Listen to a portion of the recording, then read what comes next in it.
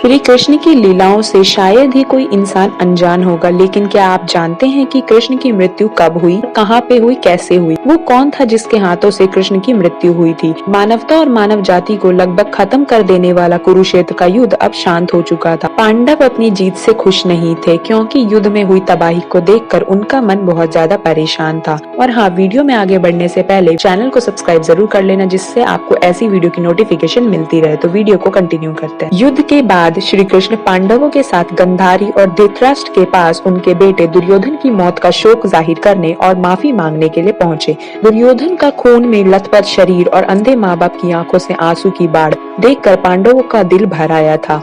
गांधारी पांडवों को छोड़कर श्री कृष्ण को ही मौत का असली जिम्मेदार मान रही थी। गांधारी ने श्री कृष्ण पर चिल्लाते हुए कहा, आप द्वारकाधीश है जिसकी पूजा मैंने खुद विष्णु अवतार में की थी। क्या आप अपने किए पर जरा भी शर्मिंदा हैं? आप चाहते तो अपनी दिव्य शक्तियों से इस युद्ध को टाल सकते थे। बेटे की मौत पर आंसू बहाने वाली एक माँ का दुख तुम खुद अपनी माँ देवकी से जाकर पूछो, जिसने अपने 7 बच्चों को अपनी आंखों के आगे मरते देखा था। इसके बाद गांधारी ने श्री कृष्ण को श्राप देते हुए कहा, अगर भगवान विष्णु के प्रति मेरी आस्था सच्ची है तो फिर आज से ठीक 36 वर्ष के बाद तुम इस धरती पर नहीं रहोगे। द्वारका तबाह हो जाएगा और यादव वंश का हर एक इंसान एक दूसरे का खून का प्यासा हो जाएगा। यह बोलकर गांधारी श्री कृष्ण के चरणों में गिर गई और रोने लगी। कृष्ण ने चेहरे पर हल्की सी मुस्कान के साथ गांधारी को उठाया और कहा, माते, आपके श्राप का असर एक दिन जरूर होगा, लेकिन यह सिर्फ मेरे प्रति आपकी श्रद्धा की वजह से नहीं, बल्कि बदलते समय की वजह से होगा। कहते हैं कि गांधारी का यही श्राप यादव वंश के विनाश और भगवान कृष्ण की मृत्यु का कारण बना था। कई साल बीतने के बाद श्री कृष्ण के पुत्र सांबा गर्भवती स्त्री का भेष धारण करके ऋषियों से मिलने गया।